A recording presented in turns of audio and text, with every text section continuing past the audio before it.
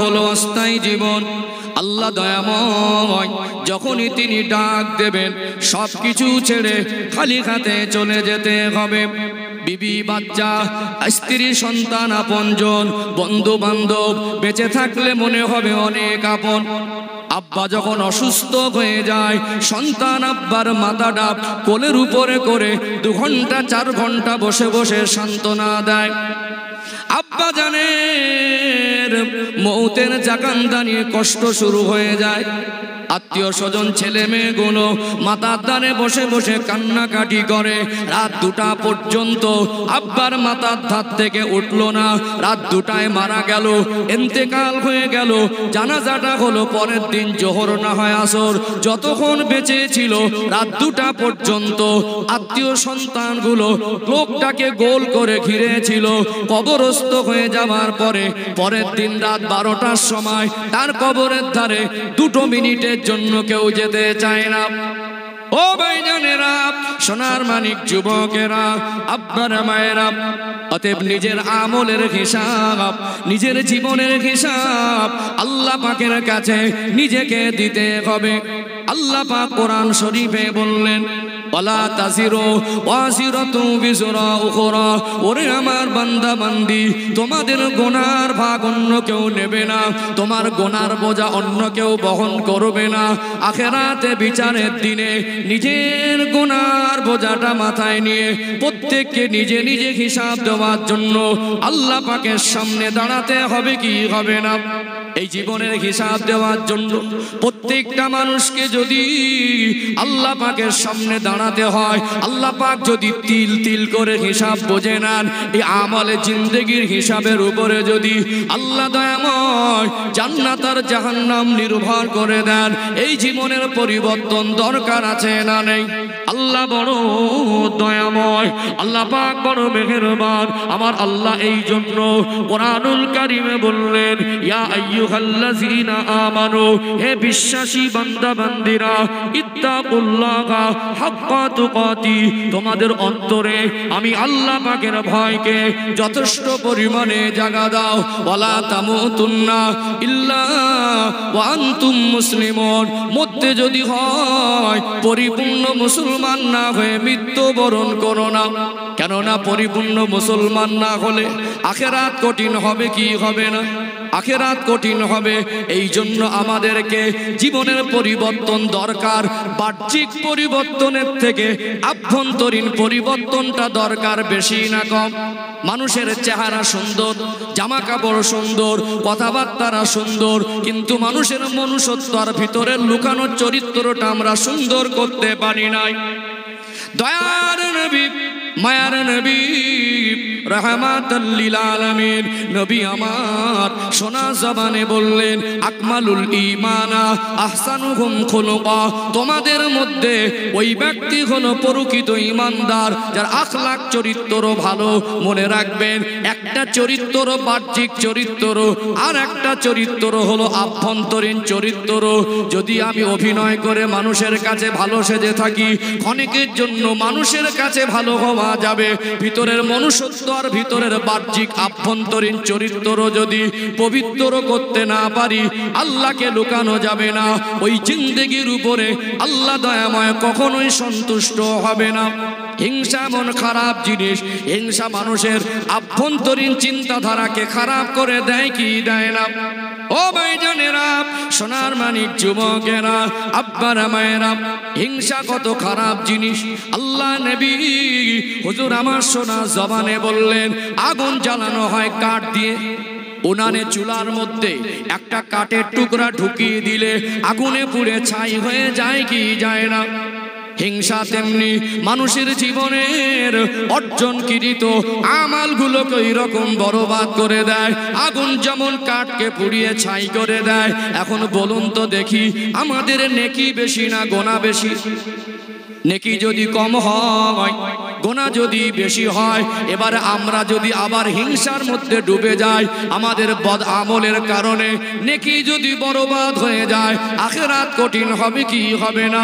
ইসলামের একটা অর্থই হলো শান্তি, আর হিংসা ঢুকে গেলে ওটা অশান্ত হয়ে যায়। এই জন্য নবী আমার সোনা জবানে বললেন, ও বাবা সাহাবীরা, ইসলামিক জীবন ব্যবস্থার মধ্যে হিংসা শরিয়াত ইসলামে জায়েজ নয়। নবী আমার 63 বছরের জীবনে তিনি কোনোদিন কারোর উপরে হিংসা করেননি। হিংসা মুক্ত জীবন তৈরি না করলে আল্লাহর কাছে প্রিয় হওয়া যাবে না। 5টা পয়েন্ট তুলে ধরবো। 1 নম্বর পয়েন্ট তুলে ধরছি, দেখবেন ভাই ভাইয়ের মধ্যে হিংসা আছে না নেই? আছে না? কম না বেশি? আমাদের উপর ভালো, ভিতরটা অতটা ভালো না। ছোটবেলার স্মৃতিগুলো একটু আপনাদের মনে করিয়ে দেই। ছোট ছোট 2টা বাচ্চা আব্বা জানের কাছে চলে যায়, মায়ের কাছে চলে যায়, পয়সা চেয়ে নেয় খাবার খাবো, লজেন্স, চকলেট, ক্যাডবেরি, আইসক্রিম, একটু খাবার জাতীয় জিনিস নিজে কিনে নিয়ে খেতে খেতে বাড়ি ফিরছে, মুখের মধ্যে পুরে দিয়েছে। হঠাৎ সামনে পড়ে গেল মায়ের পেটের ভাই, দয়া এসে যায়, মায়া লেগে যায়, ওটা তো আমারই ভাই, আমি একা খাবো না। মুখের ভিতর থেকে বের করা জিনিসগুলো তার আপন ভাইকে দেয় কি দেয় না? এত মায়া, এত মহব্বত, গালের ভিতর থেকে বার করা জিনিস আর একটা ভাই ভালোবাসার মাধ্যমে ধরে খেয়ে নেয়। এখানে হিংসার অরুচির কোনো প্রশ্ন আসে না। কত স্মৃতি আমাদের জীবনে আছে। ওই বাচ্চা 2টা তখন হিংসা বুঝতো না, বড় হয়ে গেল, দুনিয়াদারিতে ডুবে গেল, সাংসারিক জীবনে আবদ্ধ হয়ে গেল, আব্বা মা মারা গেল, 2 ভাইয়ের মধ্যে হিংসা ঢুকে গেল, সংসার আলাদা হয়ে শান্ত হলো না। ঘরের বারান্দার মধ্যে পার্টিশন হয়েছে না হয়নি? কিসের পার্টিশন? ইটের টিনের বেড়ার না, ওটা হিংসার পার্টিশন। কথা ঠিক না বেটি? হিংসার একটা ফল আছে না? হিংসা মানুষের ভালো ঘরের মধ্যে পার্টিশন খাড়া করে দেয় কি দেয় না? এই জায়গাটা, প্যান্ডেলটা চৌকে স্কয়ার না, 4 কোণ বিশিষ্ট। আব্বা যদি এরকম চৌকে স্কয়ার জায়গা রেখে যায়, 2 ভাই যদি ভাগ করে, মিডিল থেকে ভাগ করলে 4টে কোণা ছিল, 2 ভাইয়ের ভাগে 4টে করে কোণা হবার কথা নাকি? কিন্তু হয়েছে 7টা 8টা কোণা। দেখবেন কিসের জন্য হলো? কিসের জন্য? হিংসার কারণে। একটা গাছ লাগিয়েছিল, ফলের ভালো জাতের গাছ, একটা ভাই জেদ ধরে বেঁকে বসলো, ওটা আমি লাগিয়েছিলাম, দেবো না, ওটা ঘোরাতে হবে। এ ভাই যখন বেঁকে বসে, আরেক ভাই বললো, এই ও যখন ছাড়িনি আমি ছাড়বো কেন ঘোরা? চৌকো জায়গাগুলো 7টা 8টা কোণা হচ্ছে, এটা কিসের ফল? কিসের ফল? হিংসার ফল। প্রথমে হয় ভাই ভাই, ছেলেরা হয় চাস্তো ভাই, তাদের ছেলের আমাদের সম্পর্কে দূরত্ব হয়। একটা ছেলে জেদ করে বলেছিল রাস্তার ধারে আমি ঘর করবো, আব্বা বলছিল জেদ বেশি, ওকে ছেড়ে দে। তখন মিল মহব্বত ছিল, কেউ রাস্তা ব্লক করিনি। আর 6 ফুট যদি একটা রাস্তা বের করে দিত, ছেলে পুলে নাতি পোতা আল্লাহদের কষ্ট হতো না। ভাই ভাই ছিল, আব্বা বেঁচে ছিল, কিছু বলেনি। পরে চাস্তে ভাই এমন ভাবে রাস্তার ধারে ব্লক করেছে, ভিতরের লোকজনগুলো পেরেশানিতে আছে। আছে না নেই? কিসের ফল? ছেড়ে দেন না 3 ফুট করে 6 ফুট, কিন্তু 3 ফুটের মাথায় পাঁচিল তুলে দেবো, আমিও ভালো করে যাবো না, তোকেও যেতে। মাশাআল্লাহ, আমাদের বাইরের চরিত্র ফেরে। সেই আমার ঘর দেখেছিস, জামাটা কিরম লাগছে বলতো? শ্বশুর বাড়ি গেছে, চুলদারি সেভ করে গিয়ে ঘুরছে, মনে হবে ফারিস্তা ঘুরছে। ওটা বাইরের চরিত্র। ভিতরের চরিত্র ওর জন্য ভিটে বাড়িতে 7টা কোণা হয়েছে। ভিতরের চরিত্র ওর জন্য বারান্দায় পার্টিশন হয়েছে। ভিতরের চরিত্র ও এমন ভাবে পাঁচিল দিয়েছে, ওর ভাইপো আর ভাইয়েরা বিপদে পড়ে গেছে। কথা ঠিক না বেটা? আমরা আমাদের ভিতরটাকে পরিবর্তন করতে রাগ করছেন নাকি? 5টা পয়েন্ট আসবে ইনশাআল্লাহ, আরো বিস্তারিত আলোচনা আসবে। আমি ঘরের থেকে একটু বাইরে বের। ইসলামের একটা অর্থই শান্তি, কিন্তু বিশ্বাস করুন ঘরের মধ্যে যদি হিংসা ঢুকে যায়, ওই ঘরটার শান্তির জায়গা থাকে না। আজকে এসি ঢুকে, এসি হলো, টাইলস হলো, মার্বেল হলো, চকচকে ঝকঝকে হলো, মিল মহব্বতটা কমে গেল। কথা ঠিক না বেটি? এ ভাই ও ভাইয়ের মুখ দেখে না, কিসের শিকার? হিংসার শিকার। আল্লাহ আমাদের বোঝার মতো তৌফিক দান করেন, বলেন আল্লাহুম্মা আমিন। 1 নম্বর বুঝতে পেরেছেন? 2 নম্বরে যাই, একটা বুঝার একটা যাবো ইনশাআল্লাহ। আমি আবার বলছি, আমার সামনে যারা বসেছেন, আমি নেমে যাওয়ার পরে যেন প্রত্যেকটা মানুষের মনে হয় যে আমার থেকে কিছু পেয়েছেন, এইটুকু যেন আমি দিতে পারি, কারণ না তো আমি হক আদায় করতে পারবো না। হক আদায় না করলে আল্লাহর কাছে আমি দায়ী থেকে যাবো। 2 নম্বরে যাচ্ছি ইনশাআল্লাহ।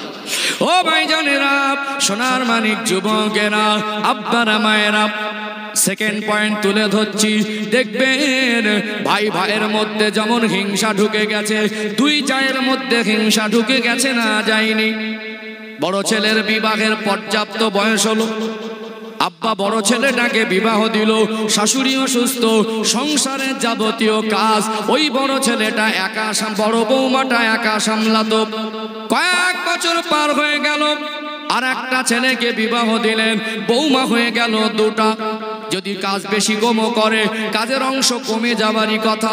কিন্তু যে বাড়িতে কোনো অশান্তি ছিল না, মহিলাদের গলার আওয়াজ পাশের বাড়িতে পৌঁছাতো না, শিক্ষিত পরিবার, শান্ত পরিবার, ওই বাড়িতে দুটো বৌমায়ের মধ্যে হিংসা ঢুকে যাওয়ার কারণে হিংসা থেকে ঝগড়া, ঝগড়া থেকে মারামারি। কিছুদিন পরে একটা বৌমা বাপের বাড়ি অশান্ত হয়ে উঠল, তাদের মহিলাদের গলার আওয়াজ বাইরে প্রতিবেশীর কানে পৌঁছায়, আর গার্জেনের মান সম্মান রাখা কঠিন হয়ে যাচ্ছে।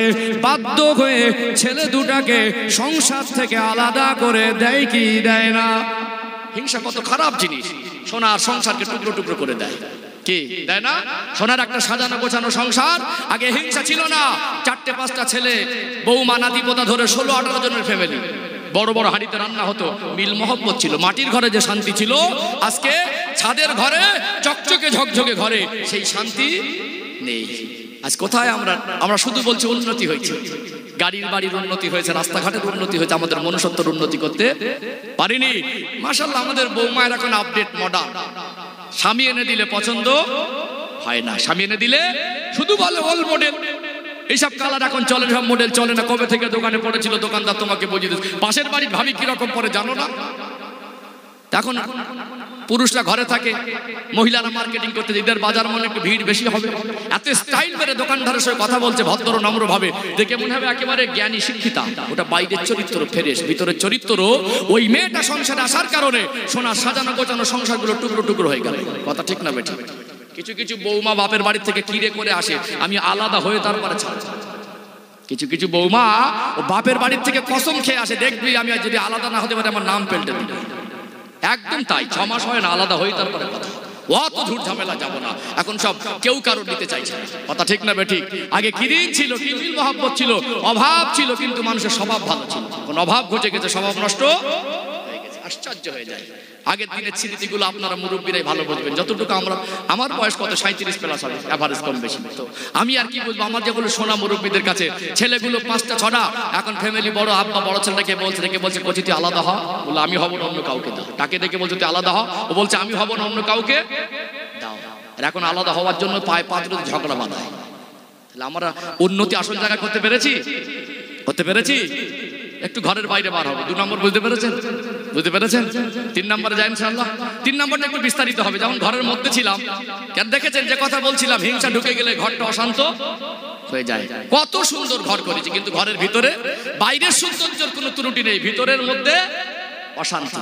কথা ঠিক না বেটা? ঘরের বাইরে বেরোলে একটু বিস্তারিত হবে। 3টে পয়েন্ট তুলে ধরবো। কটা? 3টে ইনশাআল্লাহ। কারণ ঘরের বাইরে একটু বিস্তারিত হবে। এই 3 নাম্বার পয়েন্টে 3টে কথা তুলে ধরবো ইনশাআল্লাহ। তাহলে আমার কথা বুঝতে পারছেন? একটু তাকবীর দেন, না রে তাকবীর, মাশাআল্লাহ। আরেকটু প্রাণ ভরে না রে তাকবীর। আল্লাহ কবুল করেন, বলেন আল্লাহুম্মা আমিন। ও ভাইজানেরা, সোনার মানিক যুবকেরা, আব্বারা মায়েরা, আরেকটু গভীরভাবে উপলব্ধি করুন। আমি আলোচনার বিষয়বস্তু যেহেতু হিংসার বিষয়ে আলোচনা করছি, যে কথা বলছিলাম, মানুষের মনুষ্যত্বর পবিত্রতা দরকার, মানুষের আভ্যন্তরীণ চিন্তাধারার পরিবর্তন দরকার, মানুষের ভিতরের লুকানো চরিত্রকে পবিত্র করা দরকার আছে না নেই? আল্লাহ নবীর সাহাবী হযরত বেলাল রাদিয়াল্লাহু আনহু, তিনি ব্যক্তিগতভাবে 1 শতক জমির মালিক ছিলেন না, তিনি ব্যক্তিগতভাবে 100 দিরহামের মালিক ছিলেন না। তার চেহারাটা খুব দেখতে সুন্দর ছিল না। হাড়ির তলা যেমন কালো, তার থেকে বেশি কালো। কিছু কালো মানুষ আছে, তাদের ফেস কাটিং ভালো, কিন্তু তার দেখতে ফেস কাটিং অত সুন্দর ছিল না। তার ভিতরের জীবনটা তো পবিত্র ছিল, তার আমালে জিন্দেগি এত সুন্দর ছিল, তার মনের মধ্যে আল্লাহর ভয় আর নবীর ভালোবাসা এত বেশি পরিমাণ ছিল। তিনি জমিনে হাঁটলে তার পায়ের আওয়াজ আল্লাহর জান্নাতের মধ্যে শোনা যেত। জোরে বলুন সুবহানাল্লাহ। তিনি ঈমান আনার কারণে, মক্কার কুরাইশরা, ইসলামের দুশমনেরা তাকে ধরে জুলুম অত্যাচার যথেষ্ট পরিমাণে করেছিল। শুধুমাত্র জান ঘ্রাণটুকু বেরিয়ে যেতে বাকি ছিল। একটা লোহার টুকরা উত্তপ্ত আগুনে লাল করে মুখের মধ্যে ঢুকিয়ে দেওয়ার কারণে সারা জীবনের মতো তোতলা হয়ে গিয়েছিলেন, শুদ্ধ করে আজান দিতে পারতেন না। তিনি আজান শুরু করতেন, জমিনে আওয়াজটা পৌঁছে যেত আল্লাহ পাকের আরশে আজিমে। আল্লাহ চেহারা দেখবেন না, আল্লাহ দুনিয়ার মানুষের জামা কাপড় ঘর বাড়ি দেখে বিচার করবেন না, ভিতরের মনুষ্যত্বের পরিবর্তন দরকার আছে না নেই? ও ভাই জানেরা, দেখবেন দুনিয়ায় যত দিন যাচ্ছে মানুষ বলছে উন্নতি হয়েছে, ইন্টারনেট আবিষ্কার হলো, মোবাইল আবিষ্কার হলো, ল্যাপটপ কম্পিউটার আবিষ্কার হলো, রকেট বিমান আবিষ্কার হলো, মানুষ মঙ্গল গ্রহের চাঁদে পৌঁছে যাচ্ছে। মানুষ আজকে কত উন্নত হয়েছে মনে করছে। বিশ্বাস করুন, যত দিন যাচ্ছে মানুষের মনুষ্যত্বের ঘাটতি এসে যাচ্ছে কি যায় না, আসল জায়গায় পরিবর্তন হয়নি। একটু ব্যাখ্যা দিলে বুঝতে পারবেন। বলুন তো দেখি, যত দিন যাচ্ছে প্রকৃতপক্ষে ভালো মানুষের সংখ্যা বাড়ছে না কমছে? শিক্ষিত বেড়েছে, শিক্ষিত বেড়েছে, কিন্তু ভালো মানুষের সংখ্যা, হুজুর বেড়েছে কিন্তু ভালো মানুষের সংখ্যা কমেছে। মুসল্লি বেড়েছে, হাজি বেড়েছে, সব বেড়ে গেছে। আগে এক একটা এলাকা একটা হাজি সাহেব, এক একটা এলাকা একটা হুজুর, কত সম্মান ছিল। এখন ঘরে ঘরে হুজুর আর ঘরে ঘরে, কিন্তু প্রকৃত ভালো মানুষের সংখ্যা এলেমওয়ালা বেড়েছে, তাকওয়ালা বাড়েনি। কিছু মানুষ এলেমের অনেক অধিকারী, তাদের তাকওয়া নেই, তাদের ভিতরে একটা 2 নম্বরী চরিত্র আছে, আছে না? বিভিন্ন ক্ষেত্রে সেগুলো আমাদের পরিলক্ষিত হয়, সেগুলো আমরা মাঝে মাঝে দেখি। কথা ঠিক না বেঠিক? কি বাজারে মনে কিছু হচ্ছে নাকি? মেলা যা বেশি পরিমাণ হয়েছে ওটা হবার কথা। এখন ওইদিকে যা হয় হোক, ওটাকে দেখতে গেলে এটা নষ্ট হবে কি? হ্যাঁ, যে পরিমাণে মেলায় ভিড় দেখছি, গাড়ি নিয়ে ঢোকা তো দূরের কথা, রাস্তায় হেঁটে ঢোকাও মুশকিল। ইমানের তেজ বেড়ে যাচ্ছে তো কি? হ্যাঁ, ইমানের তেজ বেড়ে যাচ্ছে তো। কথা গেলে অনেক কথা, যাই হোক, এখন তো কথা বললে শুধু এই জলসার মধ্যে সীমাবদ্ধ থাকে না। দূর দূরান্ত বিভিন্ন ধর্মাবলম্বী, বিভিন্ন এডুকেটেড পার্সন, বিভিন্ন চিন্তাধারা মানুষের কাছে কথাগুলো পৌঁছে যায়। এই জন্য আলেমদের কথাবার্তার ক্ষেত্রে সতর্কতা অবলম্বন করা দরকার। আমার একটা কথা হয়তো একটু বেলাইনে বেরিয়ে গেলে সেটা অনেক দূর পর্যন্ত মানুষ খারাপ সেন্টিমেন্টে নিতে পারে। ওই জন্য গঠনমূলক কথা বলাও দরকার, গুছিয়ে কথা বলাও দরকার, হিসাব করে কথা বলাও দরকার। তারপরে বলবো, দেখবেন কিছু কিছু জলসায় না, নবী দিবসের জলসায় ছোট্ট একটা মিলাদ আকারে দিলেও একটা মানুষের লোকের একটা সমাগম বেশি দেখা যায়। অল্প সময় হয়, তারপরে মানুষের আবেগ, ভক্তি, ভালোবাসা বেশি থাকে। কিন্তু এই বড় বড় জলসাগুলো যেগুলো অতিরিক্ত বাৎসরিক বড় আকারে জলসা হয়ে যাচ্ছে, বাজেট অনেক হয়ে যাচ্ছে, কিন্তু শ্রোতার সংখ্যা সব ভিড় মেলায়। আবার আমি কিছু বললাম, আর অনেক দোকানদার ভাইরা বলেন হুজুর আমাদের হয়তো রুজি রুটি মারছে, কিন্তু না, আপনি ব্যবসা করছেন, হালাল ব্যবসা করে খান, এতে আমার অসুবিধা নেই, কিন্তু ওর জন্য এদিকে ঘাটতি আসলে এটা অত্যন্ত দুঃখজনক। এটা যদি না হতো তাহলে জলসা হতো না, ওটা মেলাই হতো। কথা ঠিক না বেঠিক? কিন্তু আমরা আসল জলসা এটা, ওটা মেলা, ওটা মেলা, কিন্তু ওটাকে আমরা জলসা বলে চালাচ্ছি, ওটাকে জলসা বলে চালাচ্ছি, এটাকে কেন্দ্র করে মেলা বসছে। কিন্তু উচিত নয় এটাকে কেন্দ্র করে মেলায় পরিণত করার। এর কারণে বহু ভালো মানুষ তারা মন মানসিকতা হারিয়ে ফেলে। বহু ছেলে তাদের হয়তো ওই জায়গায় যদি ঘোরার জায়গা না পেত, ওই জায়গায় যদি মহিলাদের পিছনে শয়তান অসৎ না নিয়ে যেত, হয়তো বা 2 ছেলে এখানে এসে বসতে পারত। কথা ঠিক না বেঠিক? আবার অনেক মানুষ এখন তো মানে পজিটিভ নেওয়ার থেকে নেগেটিভ নেওয়া মানুষ সমাজে বেশি হয়ে গেছে। সমস্যা খুব, বুঝলেন? মানে যত দিন যাচ্ছে হিসাবের অঙ্কর হিসাবটা একটু নিখুঁত করে করতে হচ্ছে, তা না হলে খুব সমস্যা। আল্লাহ আমাদের বোঝার তৌফিক দান করেন, বলেন আল্লাহুম্মা আমিন। তাহলে যে কথা বলছিলাম, প্রকৃতপক্ষে ভালো মানুষের সংখ্যা বাড়ছে না কমছে? আমরা বলছি উন্নতি হয়েছে, আসল জায়গা আমাদের উন্নতি হয়নি। ও ভাইজানেরা, সোনার মানিক যুবকেরা, আব্বারা মায়েরা, প্রকৃত ভালো মানুষের সংখ্যা সমাজে কমে গেছে। দেখবেন ভালো মানুষ যিনি হয়, ধনীও হতে পারে, মধ্যবিত্ত হতে পারে, গরিবও হতে পারে, কি পারে না। শুধু ধনীরাই ভালো এমন বলা যাবে না, প্রকৃত এক শ্রেণীর মানুষ ভালো। অতএব সে অর্থশালীর মধ্যেও ভালো আছে, মধ্যবিত্তর মধ্যেও ভালো আছে, গরিবদের মধ্যেও ভালো আছে না নেই? যারা প্রকৃত ভালো মানুষ, যাদের আমালে জিন্দেগি পবিত্র, যাদের সঙ্গে আল্লাহ আর আমার দয়ার নবীর সম্পর্ক অনেক গভীর, যাদের অন্তরে আল্লাহর ভয়ের পরিমাণ বেশি, ওই মানুষটা জিন্দেগির উপর আল্লাহ সন্তুষ্ট।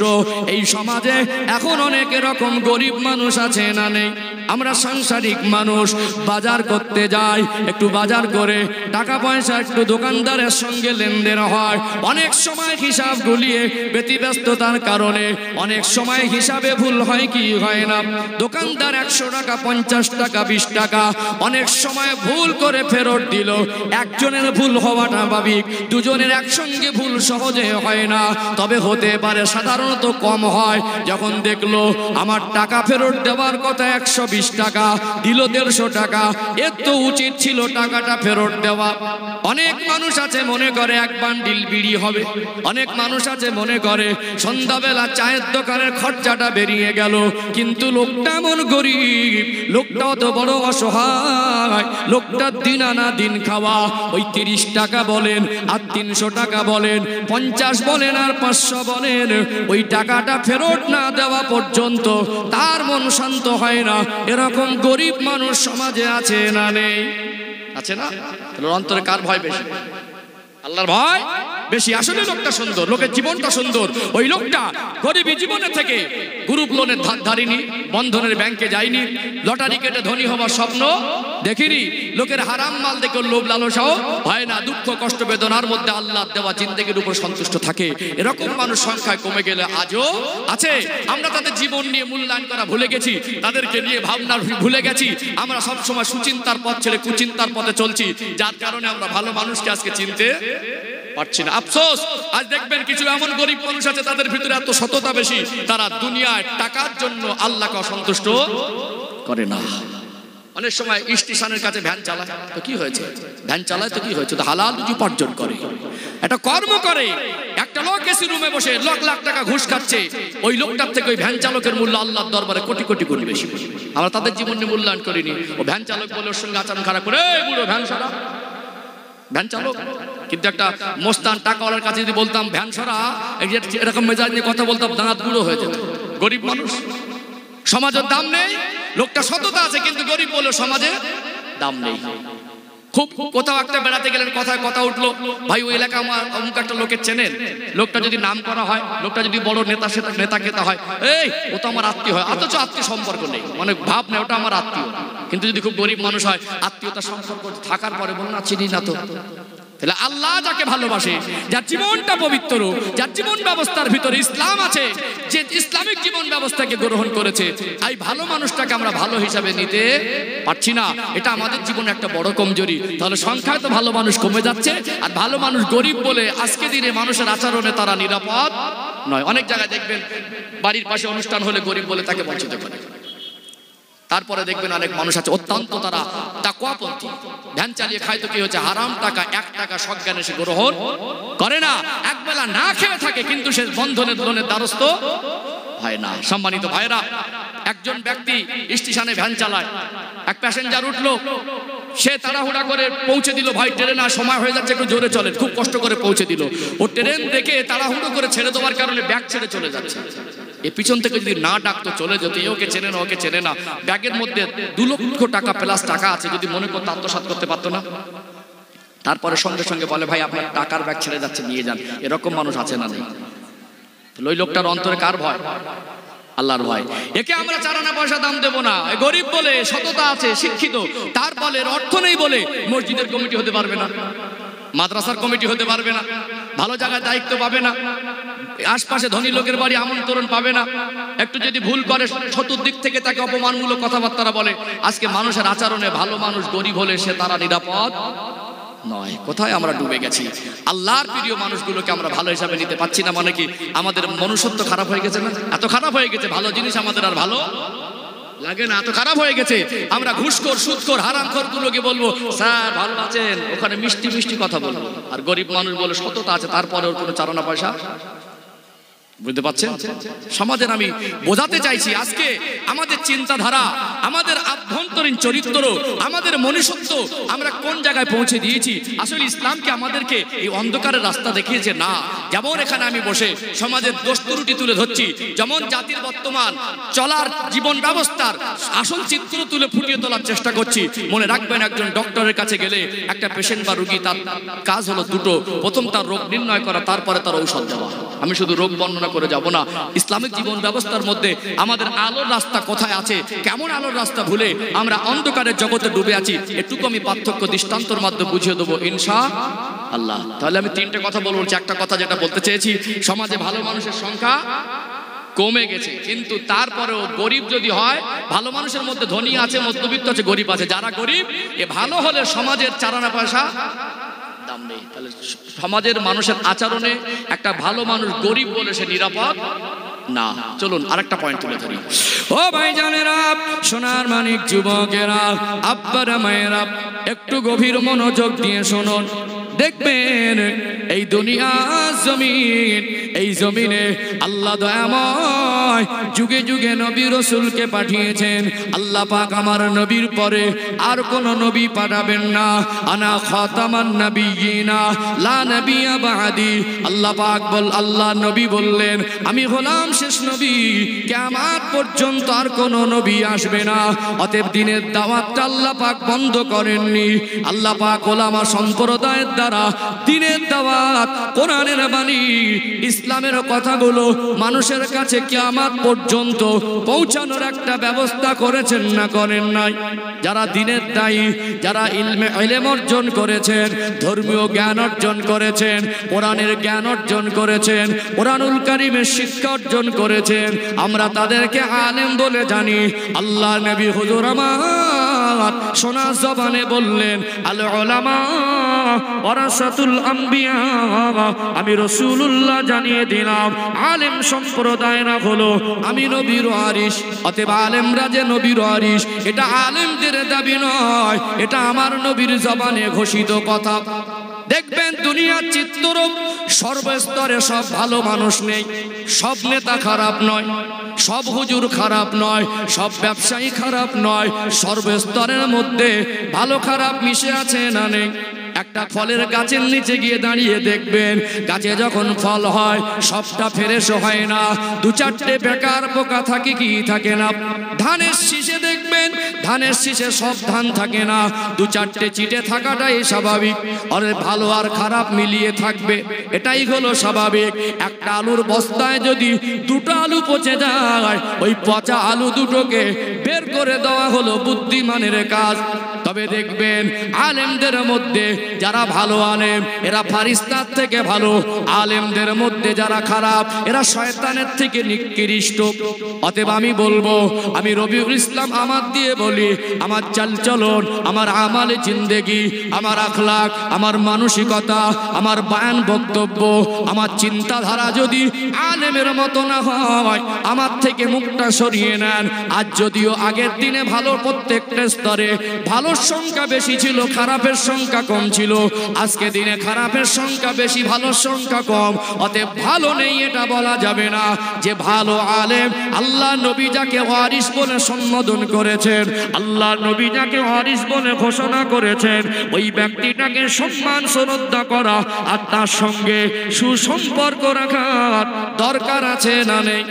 আছে না নেই? ও ভাইরা, বাবাজিরা, একটু গভীরভাবে বুঝবেন।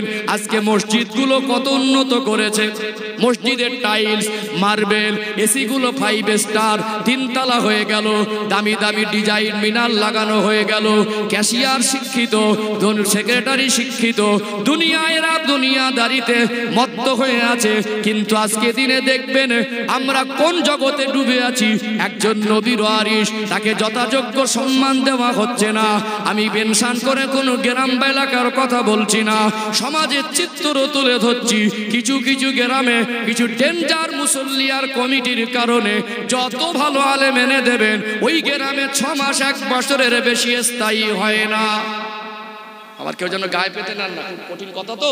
এই কোনো কথাগুলো কোনো এলাকা বা কোনো ব্যক্তি বিশেষ বা কোনো ব্যক্তিকে মেনশন করে বলা উদ্দেশ্য নয়। সমাজের মানুষের যে চিন্তাধারা বোঝাচ্ছি, আজকে দিনে যত ভালো আলেম এনে দেবেন, কিছু কিছু জায়গায় কিছু কিছু মসজিদে ওই যত ভালো আলেম এনে দেন, মানুষের আচরণে তারা নিরাপদ, সমাজ টেকসই হয় না। কিছু কিছু মুসল্লি আছে ডেঞ্জার মুসল্লি, বুঝলেন? সামনে কেউ হুজুর আসসালামু আলাইকুম, আপনার গলার আওয়াজটা না খুব ভালো, হুজুর আপনি জুমার দিন নামাজ পড়ান না, মন গলে যায়, হুজুর আপনি দোয়া করলে মানুষ কেঁদে ফেলে। সামনে হুজুরের প্রশংসা করলো, ও হচ্ছে ডেঞ্জার জিনিস, পিছনে গিয়ে ওই লোকটা হুজুরের পিছনে কুটকুটি করে, আছে না? ওই লোকটা হুজুরের পিছনে কোটনামো করে, ওই লোকটা হুজুরের পিছনে গীবত করে, ওই লোকটা হুজুরের বদনাম করার চক্রান্ত করে। কিছু ডেঞ্জার মুসল্লির কারণে এক একটা এলাকায় ভালো ভালো আলেম গিয়ে স্থায়ী হচ্ছে না। তাহলে সাধারণ মানুষের আচরণে একজন নবীর ওয়ারিসও নিরাপদ, নবীর ওয়ারিসও নিরাপদ নয়। তাহলে আমাদের উন্নতি হয়েছে আসল জায়গায় হলো যদি আলেমদের সঙ্গে ভালো মানুষদের সঙ্গে, যাদেরকে আল্লাহ দ্বীনের জ্ঞান দিয়েছেন, আল্লাহ যাদেরকে ভালোবাসেন, ইন্নামা ইয়াখশাল্লাহা মিন ইবাদিহিল উলামা, যারা আল্লাহকে উলামা সম্প্রদায়, আল্লাহ বলছেন নিশ্চয়ই উলামা সম্প্রদায় আমি আল্লাহকে বেশি পরিমাণ ভয় করে। আবারও বলছি, ভালোকে ভালো বলতে হবে, খারাপকে খারাপ বলতে হবে। যদি কারো আদর্শ চালচলন খারাপ হয়, তার থেকে মুখটা ফিরিয়ে নেন। কিন্তু আপনার জীবন, আপনি সাধারণ মানুষ, একটা আলেমের সঙ্গে সুসম্পর্ক যদি না থাকে, একটা নবীর ওয়ারিসের সঙ্গে সুসম্পর্ক না থাকে, আল্লাহকে অধিক ভয় করেওয়ালা একজন এলেম ওয়ালার সঙ্গে আপনার সুসম্পর্ক না থাকে, তাহলে বুঝতে হবে আপনার গাড়ি বাড়ির উন্নতি হবে, আপনার আমলের জিন্দেগির উন্নতি হবে না। মানুষ যত ওলামা বিদ্বেষী হচ্ছে, মানুষের জীবন তত আমলে ঘাটতি এসে যাচ্ছে। আজকে দিনে দেখবেন, একটু আভ্যন্তরীণ কথাগুলো বলি। দেখুন, দলমত নিয়ে ঝগড়া করার সময় এখন না। আমাদের কাছ থেকে বাবরি মসজিদ নিয়ে নিল, আমাদের কাছ থেকে জ্ঞানব্যাপী মসজিদ নিয়ে নিল, মালদা জেলায় আদিনা মসজিদ নেবার আবার নতুন চক্রান্ত। মাঝে মাঝে অবাক হই, আফসোস লাগে যে ধর্মস্থানে আজকে শিবলিঙ্গ খুলতে আসছে। সব হিন্দু খারাপ নয়, ভারতবর্ষের মধ্যে সব হিন্দু ভাইয়েরা খারাপ এটা আমি বলতে পারবো না। বহু শিক্ষিত ভাইয়েরা আছে, তারা সম্প্রীতি শান্তি চায়, তারা সংবিধান বোঝে, তারা একে অপরের ধর্মের প্রতি শ্রদ্ধাশীল। বহু হিন্দু ভাইয়েরা আছে, এই সমাজে মুসলিমদের উপরে যদি অন্যায় অনাচার হয়, এই সমাজে যদি সংখ্যালঘুদের উপরে জুলুম অত্যাচার হয়, তারা আমাদের হয়েও মুখ খোলে, এটা অস্বীকার করার জায়গা নেই। কিন্তু আমি রাজনীতির নেতা না, রাজনীতির কথা বলি না, ইতিপূর্বে আমার কোনো বক্তব্যে রাজনীতির বক্তব্য পাবেন না। অত্যন্ত আফসোসের সঙ্গে বলি, এক অপদার্থ সরকার কেন্দ্রের ক্ষমতা আসার পরে ভারতবর্ষের মধ্যে একটা বিশৃঙ্খলা তৈরি করার চেষ্টা করছে না, করে না। আফসোস হয়, আজ মানুষ কত নিচে নেমে গেছে, শিবলিঙ্গ খুঁজতে আসছে ধর্মস্থানের মধ্যে। আমরা তো সংখ্যালঘু, অতএব সংখ্যালঘু বলে আমরা মাথা বিক্রি করে বসে নেই, এইটুকু আমরা বলি। এ ভারতবর্ষ কোন এক নির্দিষ্ট সম্প্রদায়ের বাপের পৈতৃক সম্পত্তি নয়। ভারতবর্ষের ইতিহাস বলছে, ভারতবর্ষের স্বাধীনতার ইতিহাস পড়ে দেখবেন, এই ভারতবর্ষ স্বাধীন করতে গিয়ে কোনো এক সম্প্রদায়ের মানুষ রক্ত দেয়নি, সর্বসম্প্রদায়ের মানুষ, যারাই ভারতবাসী সর্বসম্প্রদায়ের মানুষ রক্ত দিয়েছে। যেমন হিন্দু ভাইরা দিয়েছে, তেমন মুসলমানরা দিয়েছে, যেমন খ্রিস্টান বৌদ্ধরা দিয়েছে, আদিবাসী সম্প্রদায়ের মানুষ দিয়েছে। বরং আমি গর্ব করে বলি, আজও বলছি, পরবর্তীতে বলবো, আমার পরের প্রজন্ম বলবে, কিয়ামত পর্যন্ত মুসলিম জাতি ভারতের জমিনে গর্ব করে বলবে যে আমরা মুসলমান। সব থেকে বেশি রক্ত যদি দেশ স্বাধীনের মধ্যে যদি কেউ দিয়ে থাকে, সেই জাতিটা হলো মুসলিম জাতি দিয়েছে। ইতিহাস পড়ে দেখুন, ইতিহাসটা জানার চেষ্টা করুন। মুসলিম জাতি সংখ্যালঘু হয়েও এদের রক্ত, এদের অবদান দেশ স্বাধীনের প্রতি বেশি দিয়েছে না দেয়নি। অতএব আফসোস হয় আজকে দিনে, আজকে ধর্মস্থান নিরাপদ নয়। আজ একটা দেশ কত খারাপ জায়গায় পৌঁছে গেছে, আজ ধর্মস্থানগুলো নিরাপদ নয়। অতএব আমাদের এখানে ঝগড়া মারামারি দলাদলি করার সময় নয়। তারপরেও যে কথাটা সত্য সত্য বলতেই হবে, কথা ঠিক না বেঠিক?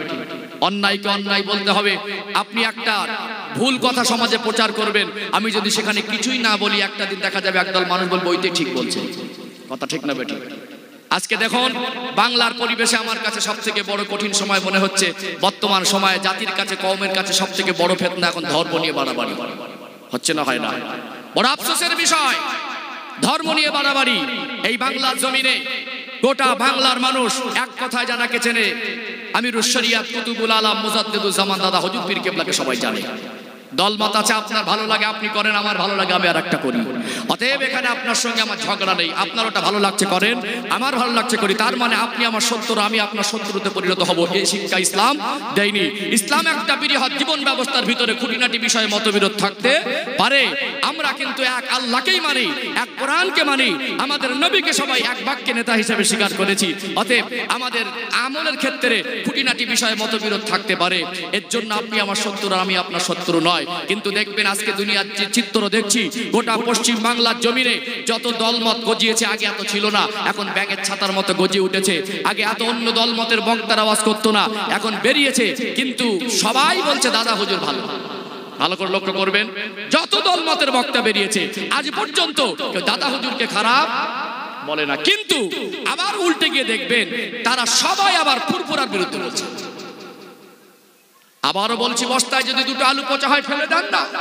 কারোর আমল আখলাক, কারোর চালচলন যদি শরীয়তের মোতাবেক না হয়, তার থেকে সরে যান। দাদা হুজুর ভালো ছিলেন, এটা সবাই স্বীকার করছেন, তার 5 আওলাদ ভালো ছিলেন, এটা সবাই স্বীকার করছেন, তার আওলাদের মধ্যে সবটাই কি খারাপ হয়ে গেছে? ওই দুটো খারাপ যদি হয়, দুটো যদি কোনো দৃষ্টিকোণে কোনো প্রসঙ্গ পায়, সেই দুটোকে নিয়ে হাইলাইট করে ফুরফুরাকে খারাপ বানানোর চক্রান্ত চলছে না, চলে না। কথা বোঝা যায়নি? এটা একটা কঠিন ষড়যন্ত্র, অতএব এটা একটা হিংসা। আজকে হিংসা করতে করতে মানুষ মুজাদ্দেদ জামান দাদা হুজুর কেবলার দরবারের প্রতি হিংসা করছে না, করে না? করছে না? করছে না, করে না? এখন সব কত পীর তৈরি হবে, কত মুজাদ্দেদ তৈরি হবে, কত আমিরুল শরিয়াত তৈরি হবে, দুনিয়া এখন কত কি তৈরি হবে। এখন সব ফুরফুরা দরবার শরীফ থেকে মানুষের মুখ ফেরাতে চাইছে, চাইছে না? আক্রমণ করে নয়, আপনি আপনার মতবাদ, আপনি আপনার মাসলাক মানুষকে বোঝান। আপনারটা যদি ভালো হয় সে অবশ্যই গ্রহণ করুক, আমি আমারটা বোঝাই। আপনি আমার বাড়ির পাশের ভাই, আমি আপনার বাড়ির পাশের ভাই। আজ হিংসা ছড়িয়ে দেওয়া হলো। একদল আলেম স্টেজে উঠে হিংসা ছাড়া গীবত ছাড়া আওয়াজ পায় না। কথা ঠিক না বেটা? তাদের ভাষা বক্তব্য সব সময় কোন একটা ভালো জায়গা আক্রমণ, সব সময় একটা ভালো জিনিসকে আক্রমণ করছে। অতএব তাদের ভিতরে একটা আভ্যন্তরীণ চিন্তা আলাদা, বাইরের চিন্তাধারা যেটা প্রচার হচ্ছে একরকম, আর ভিতরে একটা রণকৌশল চিন্তাধারা সেটা ভিন্ন রকম। অতএব মানুষ আজকে চালাক, তারপরে মানুষ শয়তানের ধোঁকায় পড়ে আছে। বিশ্বাস করুন, আজকে আমাদের যুবক ছেলেরা সূরা ফাতিহা জানে না, এরা আলেমদেরকে কমেন্ট বক্সে গিয়ে গালাগালি দিচ্ছে, আর একটা অর্ধনগ্ন মেয়ের ছবির নিচে ফেসবুকে কমেন্ট করছে মাশাআল্লাহ হেবি সুন্দর লাগছে। তাহলে আজকে একটা আলেমের কথার মধ্যে যদি হিংসত্ব মনোভাব হয়, একটা আলেম যদি কোনো ভালো জায়গাকে বদনাম করার চেষ্টা করে, এই ইফেক্টটা সাধারণ মানুষের মধ্যে পড়ে, সাধারণ মানুষদের মধ্যে বিভ্রান্তর মধ্যে পড়ে কি পড়ে না? এক কথায় আজকে দিনে হাক্কানি আলেমরাও নিরাপদ নয়। দাদা হুজুর কেবলার দরবারটাকেও আজকে বহু মানুষ আক্রমণ বিভিন্ন অ্যাঙ্গেল থেকে করতে চাইছে। আমি বলবো, আবারও বলছি, আমি আমার নীতি বিক্রি করে খাই, আমি আমার নীতি বিক্রি করে খাইনি। সম্মানিত ভাইরা, আমি এইটুকু বলি, দাদা হুজুর কেবল আওলাদের ভিতরে কারো যদি ভালো না লাগে তার থেকে মুখটা সরিয়ে নেন। কিন্তু আজও ভালো খুঁজেন, ভালো আছে, ভালো পাবেন। আপনি খুঁজছেন না, কিন্তু আপনি বদনাম কেন করতে যাচ্ছেন? আমার চোখে একটা চশমা আছে না? আছে না? নেই? এখন এই চশমার কাঁচটা যদি একেবারে কালো হয়, একেবারে যদি কালো হয়, আমার সামনে যারা পরিষ্কার মানুষ বসে আছেন, আপনাদের কি কালো দেখবো না পরিষ্কার দেখবো? তাহলে আমার চোখেরও দোষ না, আর আপনার চেহারারও ঘাটতি না, এর মাঝে একটা কালো বিষয়টা সামনে এসে গেছে। ঠিক আজকে জাতির সামনে একটা খারাপ একটা চিন্তাধারা জাতির মধ্যে এসে গেছে, হিংস্র একটা চিন্তাধারা জাতির মধ্যে এসে গেছে, যার কারণে আজকে ইসলামিক প্রচার প্ল্যাটফর্মের মধ্যে হিংসা ছড়ানো হচ্ছে। কিছু মানুষ হিংসা ছড়াচ্ছে, সেই ফেকগুলো সাধারণ মানুষের মধ্যে পড়ে এরা নিজেরা ঝামেলা ঝক্কিতে জড়িয়ে পড়ছে, গালিগালাজে জড়িয়ে পড়ছে, এরা নিজেরা একজন আরেকজনের বিদ্বেষী হয়ে যাচ্ছে। এই চিন্তাধারা আমাদের মধ্যে থাকা উচিত নয়। আল্লাহ আমাদের বোঝার তৌফিক দান করেন, বলেন আল্লাহুম্মা আমিন।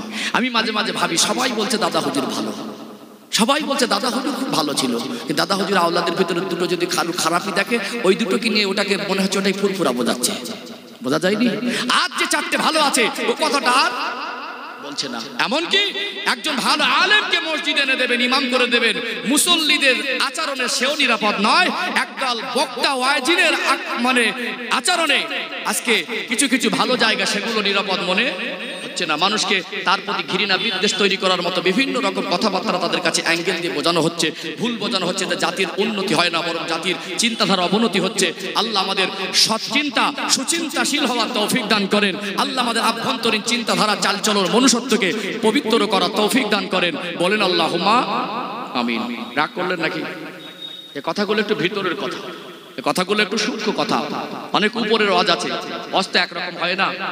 প্রত্যেক জিনিস মানুষ জানে যে ফল জাতীয় জিনিস, ফল ফ্রুটগুলো মানুষের পছন্দের খাবার, একটা ভালো মানের খাবার হিসেবে মানুষ গ্রহণ করে, তাই না? সর্বস্তরে মানুষের পছন্দনীয় খাবার হলো ফল ফ্রুট।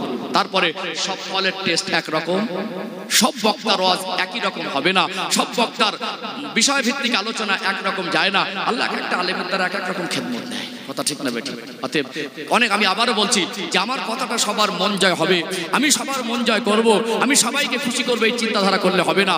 আমাদের কিছু কথা আমাদের জীবনের পরিবর্তনের জন্য, জাতির কল্যাণের জন্য, আখিরাতের কামিয়াবির জন্য, কবর জগতে বাঁচার জন্য যদি মাঝে মাঝে অপ্রিয় মনে হয়, সেটা আমাদের শুনে নেওয়া দরকার আছে বলে মনে করি, মেনে নেওয়া দরকার আছে বলে আমি মনে করি। আমি কিন্তু বিদ্বেষমূলক চিন্তাধারা নিয়ে কথা বলছি না, কারণ আমি এখান থেকে বাড়ি যাব এইটুকু আমার কাছে গ্যারান্টি নেই। এটা আমার জীবনের শেষ মাহফিল হয়ে গেলে আমি কেন বিদ্বেষ ছড়িয়ে যাব? কেন আপনারা আমাকে ভালোবেসে এখানে বসিয়ে দিয়েছেন। আমার দায়িত্ব তো মানুষকে ভালো পথে আনা, আমার দায়িত্ব তো মানুষকে ভালো রাস্তা দেখিয়ে দেওয়া। এখানে আমার ভিতরে কোনো রকম খারাপ মানসিকতার খারাপ চিন্তা লুকানো থাকবে, এটা আদিও বাঞ্ছনীয় নয়, এটা আদিও আল্লাহর কাছে পছন্দের বিষয় হতে পারে না। আজকে সেগুলো আমাদের চোখে দেখছে, আফসোস হচ্ছে। কেউ বুঝছে আর কেউ বোঝে না, কথা বোঝা যায়নি? আজকে কেউ বুঝছে আর কেউ বোঝে না। একটা কথা এখন সমাজে মানুষ বলে, যদি আমি কথায় পরিপূর্ণ একমত হব না, বলে শয়তানের বাড় বেশি, বলে না? শয়তানের বাড় দিয়ে তো হয় না, সত্য সত্য হয়, মিথ্যা মিথ্যা হয়। সত্যকে কোনোদিন মিথ্যা দিয়ে ঢেকে রাখা যায় না। হकीकत छुप नहीं सकती बनावट के ओसीलों से, खुशबू आ नहीं सकती कागज के फूलों से। কথা ঠিক না বেটি? আজকে আমি দেখছিলাম বেশ সুন্দর করে সাজিয়েছেন, সাজানো গোছানো একেবারে মাশাআল্লাহ, খুব ভালো পরিবেশ। কিন্তু এখানে দেখছি কিছু প্লাস্টিকের ফুলও আছে, কিছু টাটকা মানে ন্যাচারাল, মানে কিছু ফুল আছে একেবারে সাধারণ, আল্লাহর সৃষ্টিগত বৈশিষ্ট্য। এই প্লাস্টিকের ফুলটা ফুলের মতো দেখতে হলে ওই ফুল আর এই সাদা যেটা একদম ন্যাচারাল ভাবে আল্লাহর যে একেবারে তাজা কাঁচা ফুল গাছ, এই দুটো ফুলের মধ্যে পার্থক্য আছে না? নেই। ওর থেকে যে খুশবু পাওয়া যাবে, আল্লাহর সৃষ্টি যে ফুল, এর থেকে কাগজের ফুল থেকে সেই খুশবু পাওয়া যাবে না। আজকে মানুষ বলে নকল হইতে সাবধান, তো কি হবে? সব নকলেই তো ভরে যাচ্ছে। কি ভরে যাচ্ছে না? কত কি নকল হবে, সব নকল হবে আস্তে আস্তে। বাংলার জমিন তো দাদা হুজুর কেবলার রুহানি দোয়ার ওসিলায় দীর্ঘদিন ধরে একটা পবিত্র জায়গা হিসাবে চলে আসছিল। বাংলাদেশে যে অশান্তিগুলো দেখছিলাম, কিছু কিছু অশান্তি আমাদের বাংলা এখন ঢুকে পড়ছে না, পড়ছে না, পড়ে না। এখন সব নকল হবে, নামাজি নকল হবে, ইমানদার নকল হবে, কি পীর সাহেব নকল হবে, মুজাদ্দেদ নকল হবে, আমিরুস শরিয়াত নকল হবে। এখন সব নকল আর আসল মানুষ কনফিউজে পড়ে যাচ্ছে, কোনটা আসল আর কোনটা নকল। তবে জেনে রাখবেন, দল হলে ভক্ত হবে। গোলাম আহমদ কাদিয়ানি সে এক শয়তান নিকৃষ্ট নবী বলে দাবি করলো, তারও উম্মত আজও আছে। কি আছে না? নেই? আছে না? দেওয়ানবাগির ইতিহাসে মারা গেছে, তার ছবি সামনে রেখে দিয়ে নামাজ পড়তো। সে একটা দল তৈরি করলো, তারও কিছু ভক্ত হলো।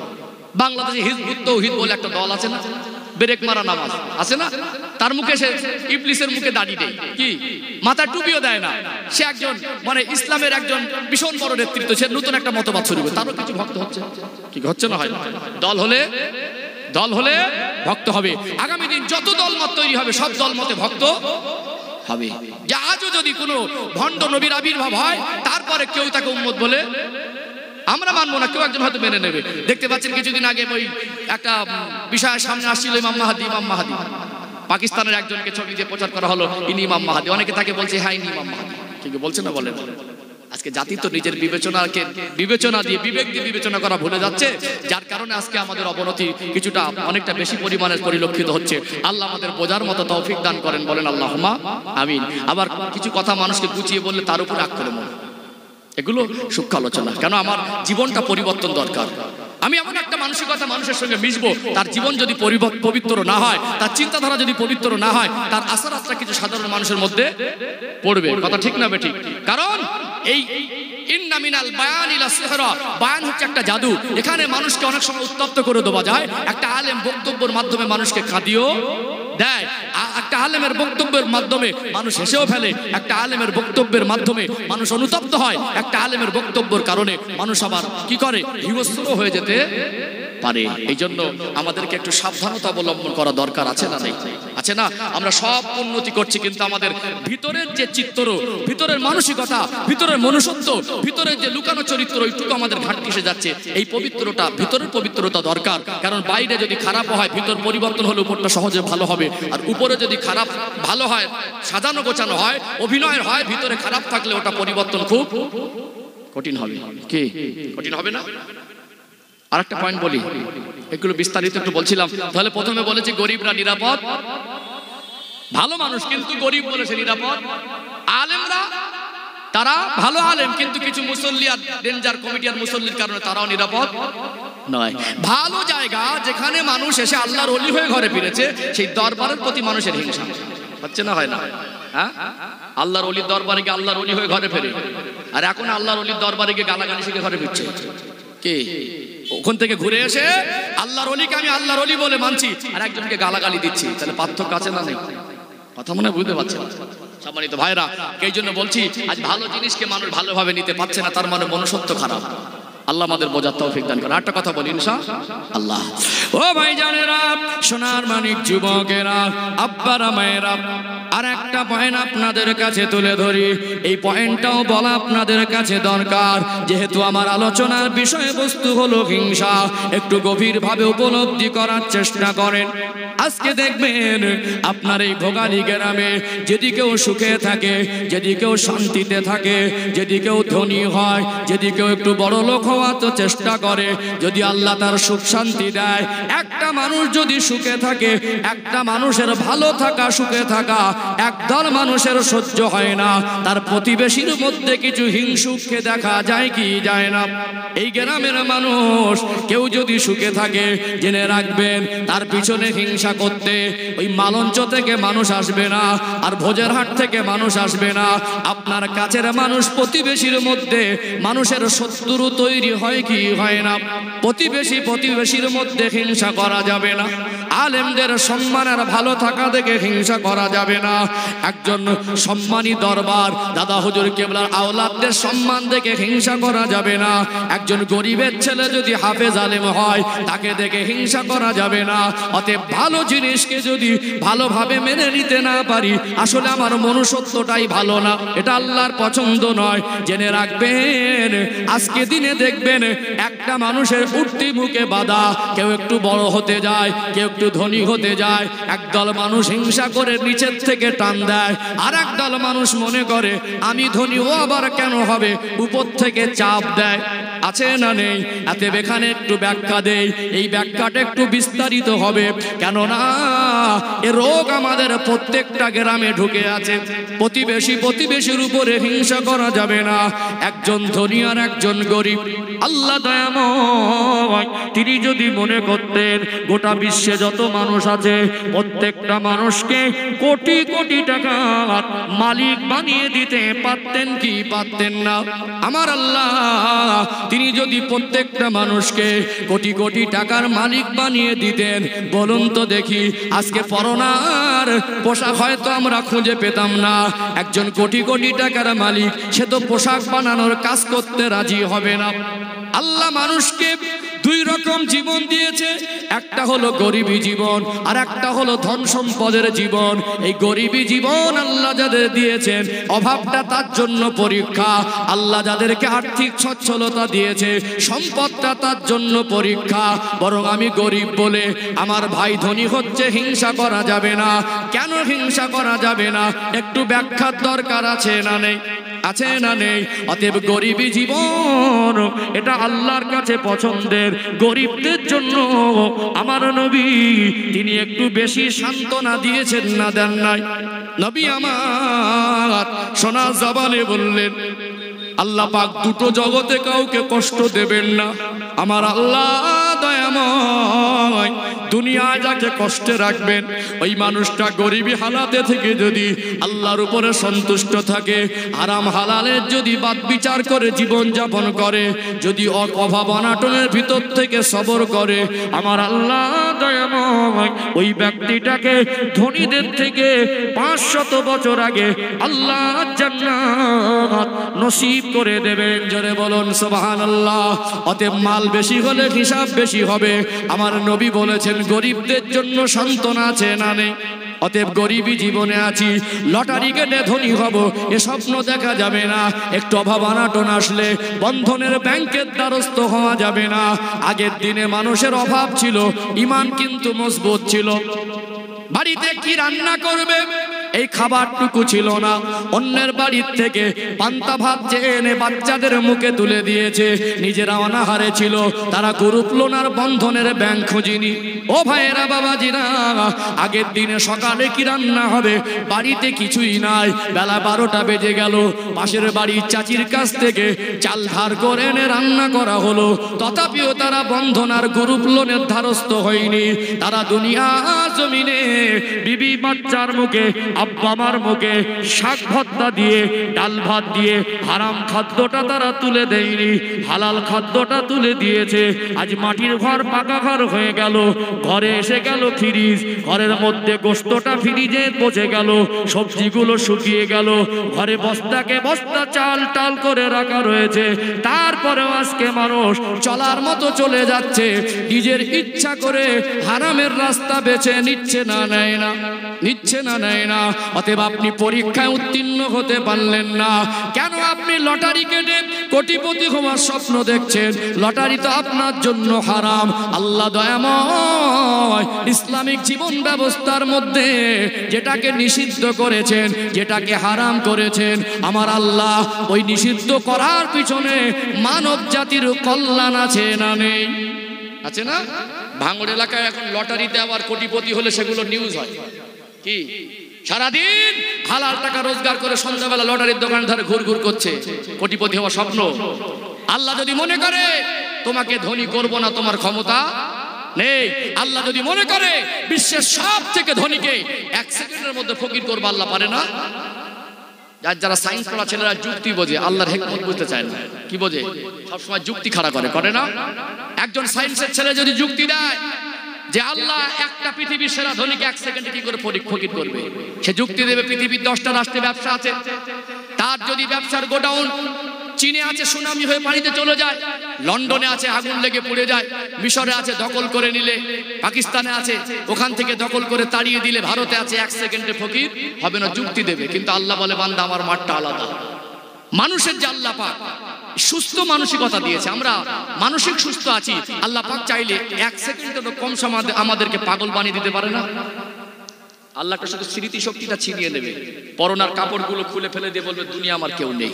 কোটিপতি আজকে উলাঙ্গ হয়ে ঘরে রাস্তায় ফেলে দিলে কয়েকদিনের পচা খাবার যেটা কুকুরে খায় না, ওটা কুড়িয়ে খায়। অনেকদিন পর ছেলেরা ধরে আব্বাকে গোসল করে ভালো কাপড় পরিয়ে ভালো খাটে শুইয়ে দিয়েছে, ভোরের বেলা উঠে আবার খুচড়ে দিয়ে পালিয়ে গেছে। কি মানুষ দেখে শেখার চেষ্টা করে না। অনেক মানুষ মনে করে আমি ধনী হব। অতএব আজ যে লটারির যে সিস্টেম, লটারির টাকা কাউকে কোটিপতি করছে 30 টাকায়, কেউ কারোর গাঁটির টাকা দিয়ে কোটিপতি করে না। হাজার হাজার লক্ষ লক্ষ যুবককে পথের ফকির বানিয়ে দিয়ে, তাদেরকে রাস্তার ভিখারি বানিয়ে দিয়ে, সবাইকে 100 জনকে কাঁদিয়ে একজনের মুখে হাসি ফোটানো, এটা কখনো ইসলাম সাপোর্ট করে না।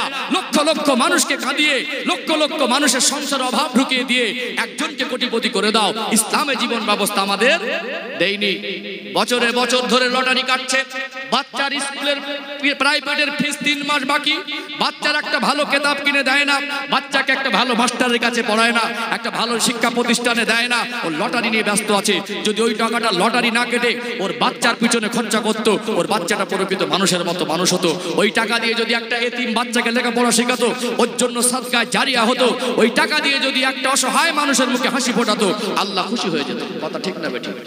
আজকে পৃথিবীর হাজার হাজার মানুষকে পথের ভিখারি করে দিয়ে একজনের মুখে হাসি ফোটানো, এটা ইসলাম সাপোর্ট করে না।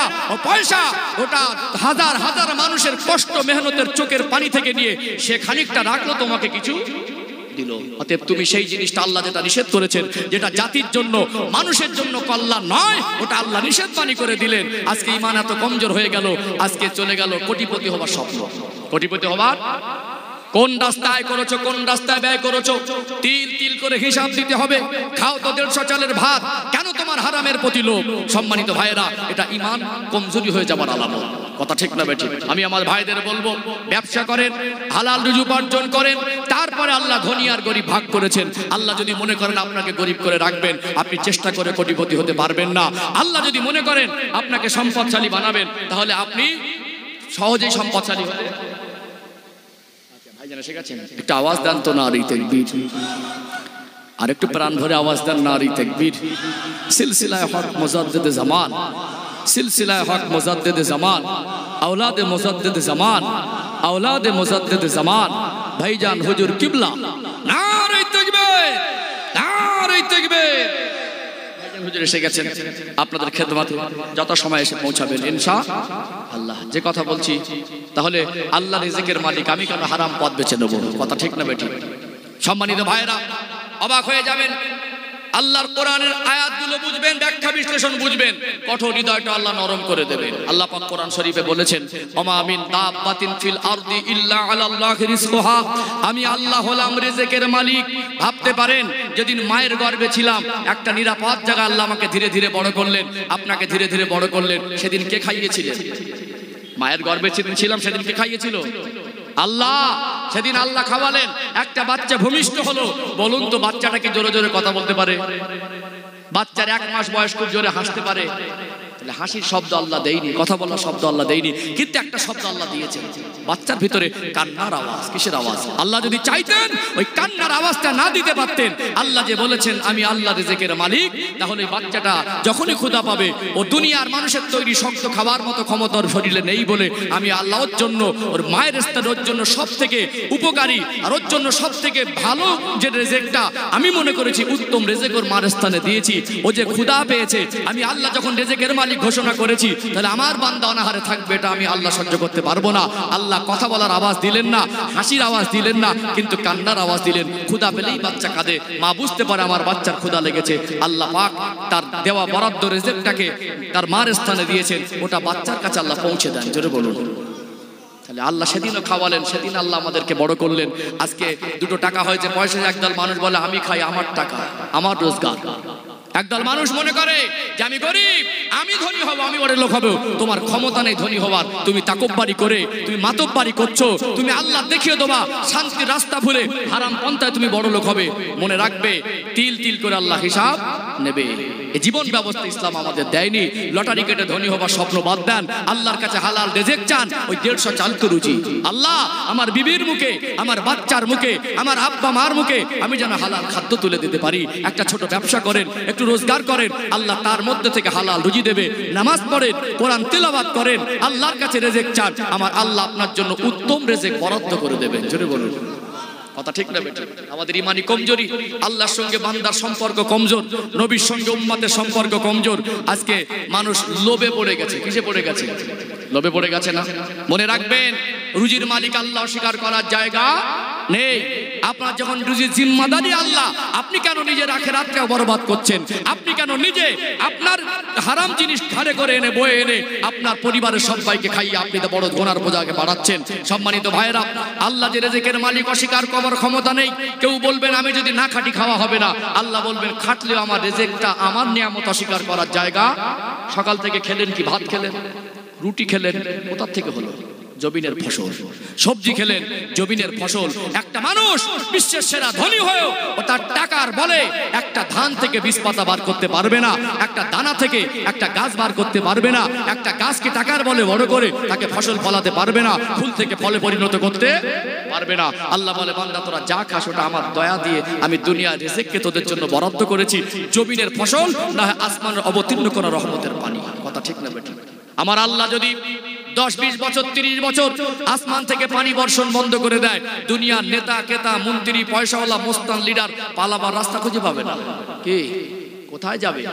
আল্লাহ যদি পানি বন্ধ করে দেয় না, এমনি গরমের সময় পানি না হলে মনে হয় আল্লাহ যদি একটু রহমতের পানি দিত। বেঁচে আছি আল্লাহর দয়ায়, বেঁচে আছি আল্লাহর রহমতে। তুমি তো সামান্য ক্ষুদ্র প্রাণী, তুমি তো নিজে শুনে উঠতে পারো না, তুমি আবার অনেক বড় বড় লেকচার দাও। তুমি আবার আল্লাহকে ভুলে তুমি হারাম রাস্তা বেছে নিচ্ছ, তুমি আবার হারাম জিনিস আনছো গর্ব করে, তুমি আবার লটারি কাটছো গর্ব করে। মনে রাখো এটা ক্ষতির আলামত, এতে কল্যাণ নেই। কথা ঠিক না বেঠিক? আল্লাহ আমাদেরকে সুপথের পথিক হওয়ার তৌফিক দান করেন। বলেন আল্লাহুম্মা আমিন। ডাক করছেন?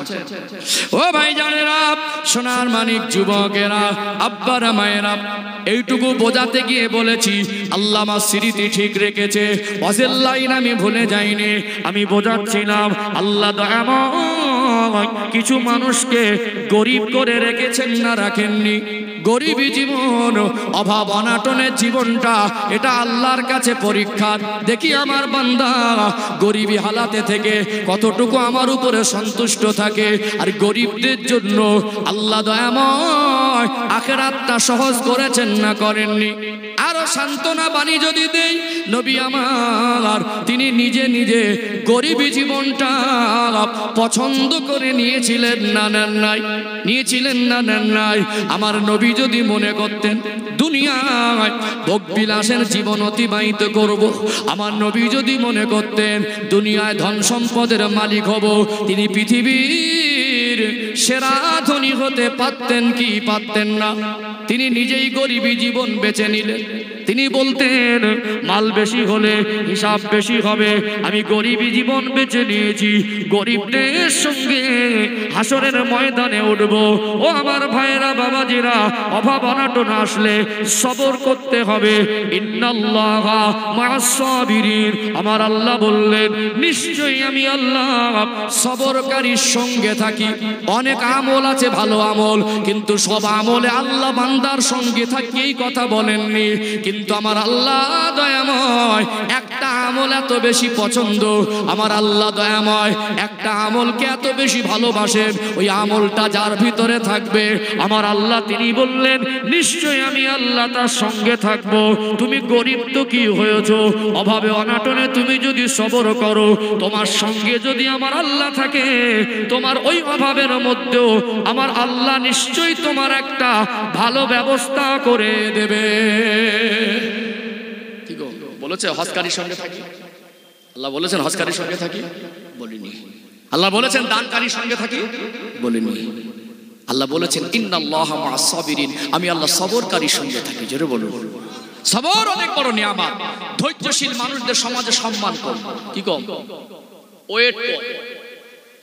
যাতে ধৈর্য কম দেখবেন সমাজের ভিতরে তাদের ভারিত্ব ওয়েট নেই, মানুষ উপরে উপরে নেয়। যাতে যত মনের মধ্যে ধৈর্য বেশি না, মানুষ তাদের কাছে শ্রদ্ধাটা বেশি করে, তাকে শ্রদ্ধা বেশি করে। যার ভিতরে যত ধৈর্য বেশি, মানুষের কাছে তত বেশি সম্মানী হয়। কথা ঠিক না বেঠিক? আল্লাহ আমার হাবিবের ভিতরে সব থেকে বেশি ধৈর্য দেননি, ধৈর্য শপথ দেননি? দিয়েছেন না দেননি? অন্যান্য নবীরা বদদোয়া করেই দিয়েছিলেন, আল্লাহ আর সহ্য করা যাচ্ছে না। তারা সেই রকম পর্যায়ে বদদোয়া করার মতো উপযুক্ত তারা নাফরমানিও করে ছিল, কিন্তু আমার নবী তার উম্মতের জন্য বদদোয়া, ওই জন্য ধৈর্য ধরবো, সবর করবো ইনশাআল্লাহ। ও ভাইজানেরা, সোনার মানিক যুবকেরা, আব্বারা মায়েরা, এইটুকু মনে সান্ত্বনা দেবেন, আমার নবীও তো গরিবী জীবনটা বেছে নিয়েছিলেন। চলে গেলেন আম্মা জান হযরতে আয়েশা সিদ্দিকা রাদিয়াল্লাহু আনহার হুজরা মোবারকে সালাম দিয়ে প্রবেশ করলেন।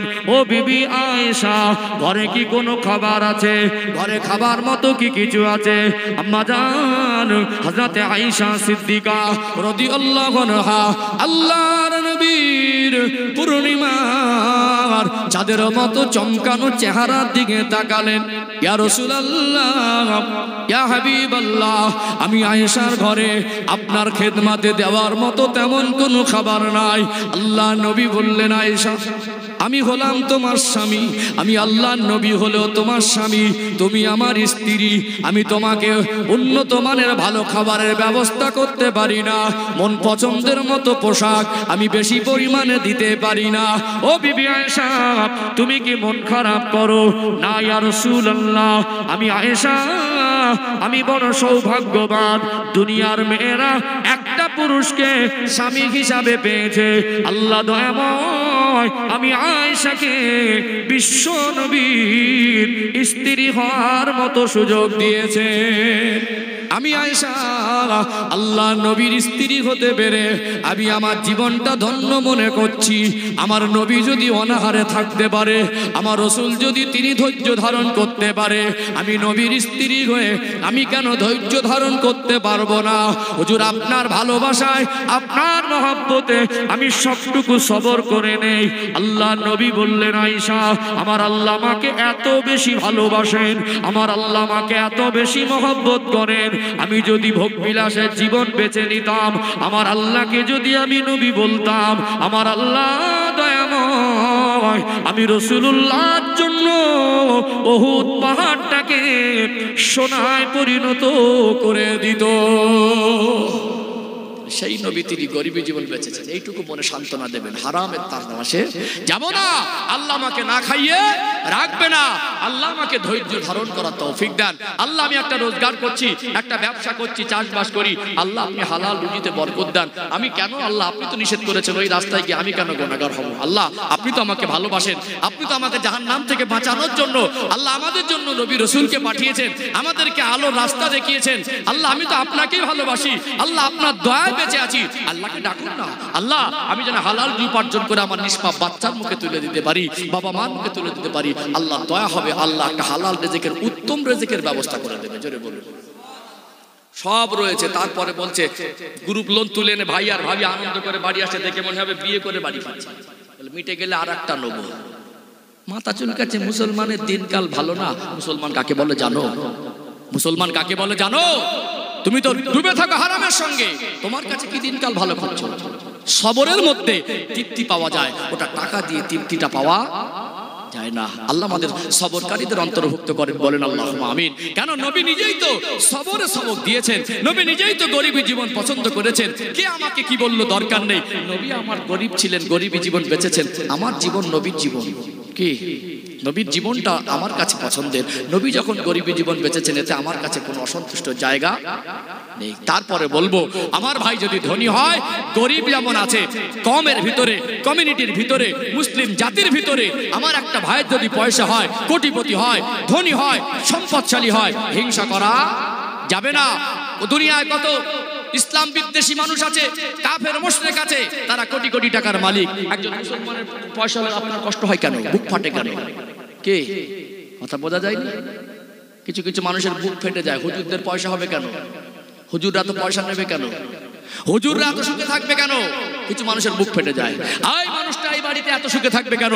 ও এইরকম চলবে কেন? কিছু মানুষের সুখ সহ্য, কিন্তু হুজুর বলে না, যার তার সুখ সহ্য, ভালো জিনিস তার সহ্য হয় না। অমিত শাহর পয়সা কম আছে নাকি? কি মনে হয়? অমিত শাহর পয়সা কম আছে? ভারতের একটু টপ ধনী মুকেশ আম্বানি, তার পয়সা কম আছে? নিজের কত টাকা নিজে জানে না। কি গো, রতন টাটার টাকা কম আছে নাকি? ওখানে হিংসা করতে জান না তো? ওখানে তো হিংসা লাগে না। একটা আলেমের পয়সা হলে বুক ফাটে কেন? একটা আপনার প্রতিবেশী ভাইয়ের পয়সা হলে বুক ফাটে কেন? আপনার একটা প্রতিবেশী, আপনার গ্রামের ছেলে, সে কষ্ট করে উন্নত যখন, আপনার বুক ফাটে কেন? প্রতিবেশী প্রতিবেশীর উপরে হিংসা করা যাবে না। অতএব কমিউনিটির ভিতরে, আমার জাতির ভিতরে, আমার কমের ভিতরে ধন সম্পদের মালিকও দরকার আছে। একটা অসহায় গরিব মানুষ আমার কাছ থেকে সাহায্য হয়তো পাবে না, আমি তাকে উপকার করতে পারবো না, আমার ভাইয়ের কাছে থাকলে তার থেকে উপকৃত হবে। কথা ঠিক না বেঠিক? গ্রামে একটা এতিম বাচ্চাকে বিবাহ দিয়ে দেওয়ার ব্যবস্থা করার অর্থ আমার নেই, আমি কেন হিংসা করব? আমার গ্রামে 10টা ধনী থাকলে 5000 করে দিলে 50,000 টাকা, আল্লাহ চাইতো তার সহজে দিন পার হয়ে যাবে। একটা এতিম বাচ্চা, তার লেখাপড়া শেখানোর বই কিনে দেওয়ার ক্ষমতা আমার নেই, আমার 20 টাকা দেওয়ার ক্ষমতা নেই, আমি একজনকে কেন হিংসা করব? আমার একটা ভাইয়ের থাকলে তার থেকে তো সে উপকৃত হবে। কথা ঠিক না বেঠিক?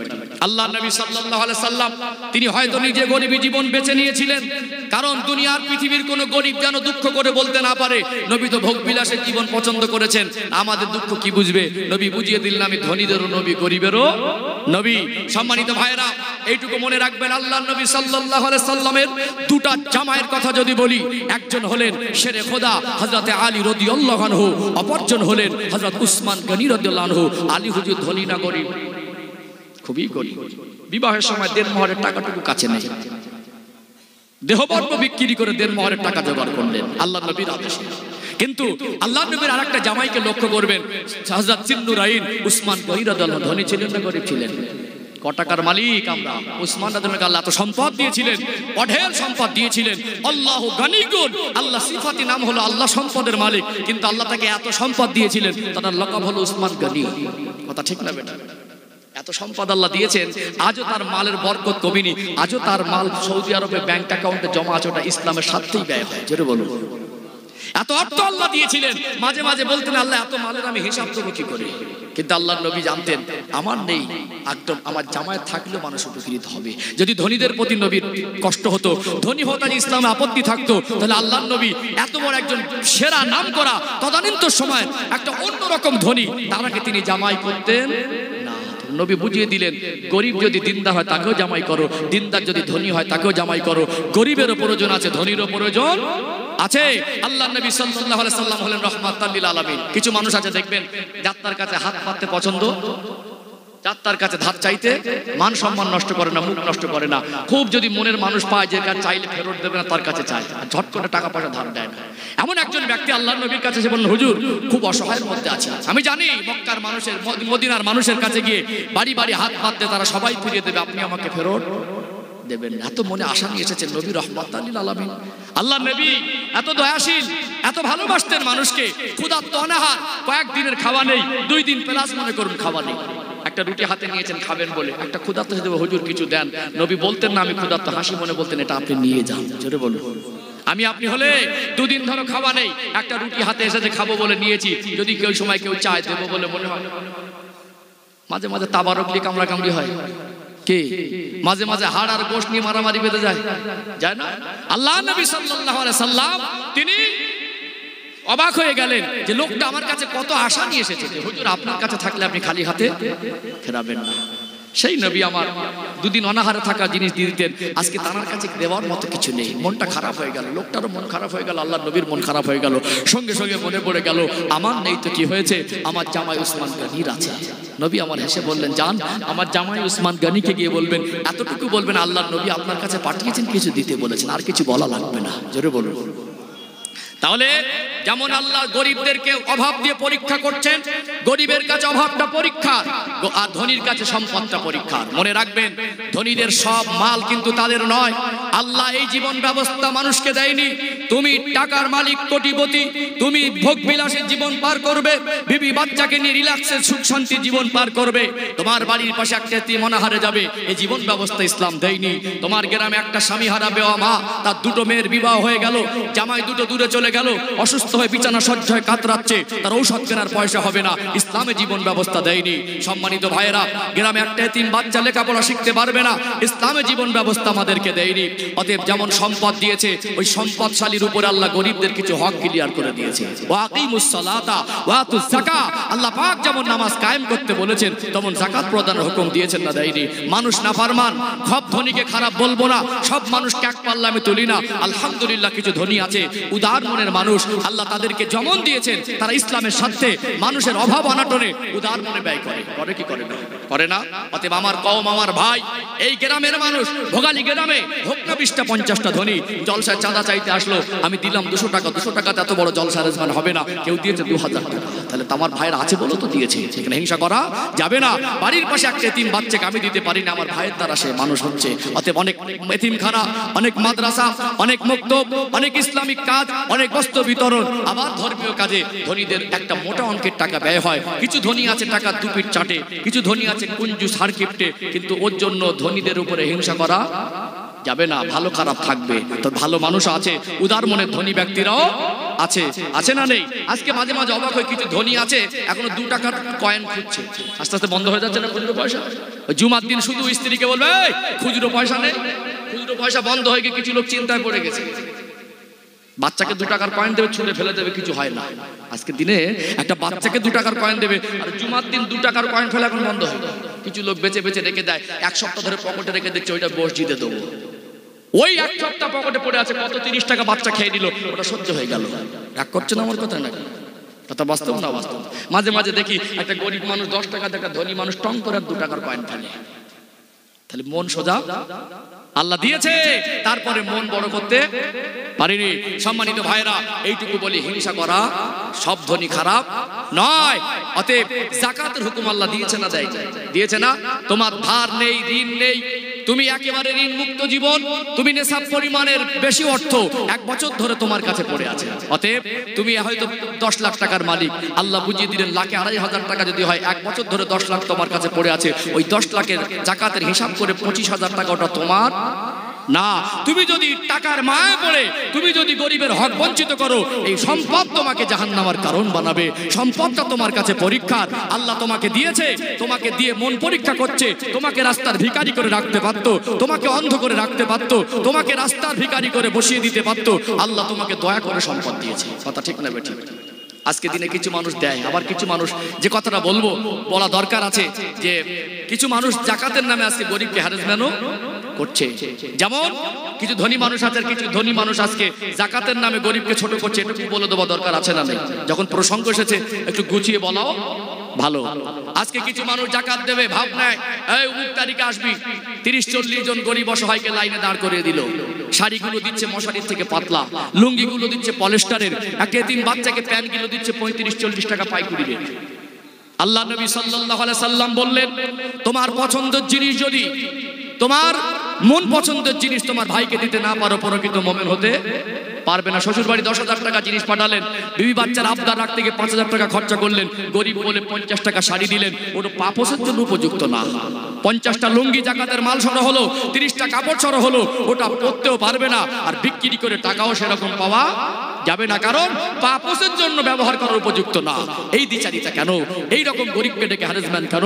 আল্লাহ আপনার উপরে জাকাত ফরজ করেছে, অতএব শাড়ি দিয়ে জাকাত দিতে হবে এটা বলিনি। অতএব শাড়ি যে 50 টাকার কিনে 100 জনকে দিতে হবে আল্লাহ এটা বলিনি।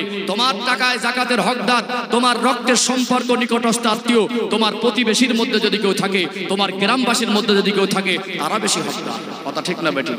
অতএব একটা এতিম বাচ্চা স্কুলে লেখাপড়া শিখছে, সে স্কুলে ভর্তির টাকা পাচ্ছে না, তার 35 টাকার প্যান্ট 10টা দরকার নেই, তাকে ভর্তি করে দেন।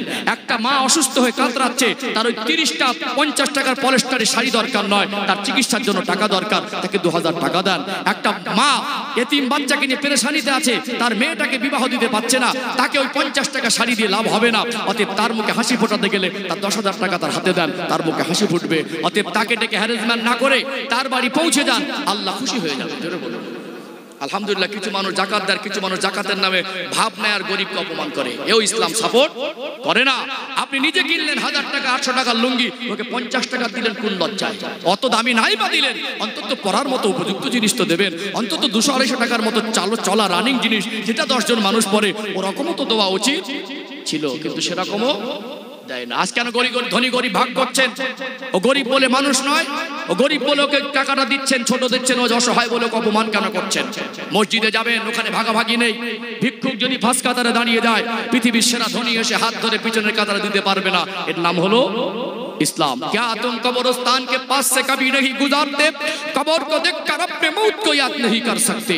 কখনো কি কবরের ধারে যাও না? ভাঙা কবরটা দেখে কি নিজের কবরের কথাটা মনে পড়ে না? অতএব তুমি যে কবরের কাছে যাও, দেখবে কে কোনটা ধনীর আর কোনটা গরিবের, ওখানে তুমি পার্থক্য খুঁজে পাবে না। তুমি কেন ওকে অবহেলা করছো? তুমি কেন ওকে অপমান করছো? অতএব আল্লাহ তোমাকে অর্থ দিয়েছে, এটা আল্লাহর দয়া। আল্লাহ চাইলে তোমাকে আবার ফকির ভিক্ষুক করে দিতে পারে। অর্থর গরম দেখানো যাবে না, টাকার বলে কারোর উপরে টর্চার করা যাবে না, টাকার বলে কারোর উপরে অন্যায় অত্যাচার করা যাবে না।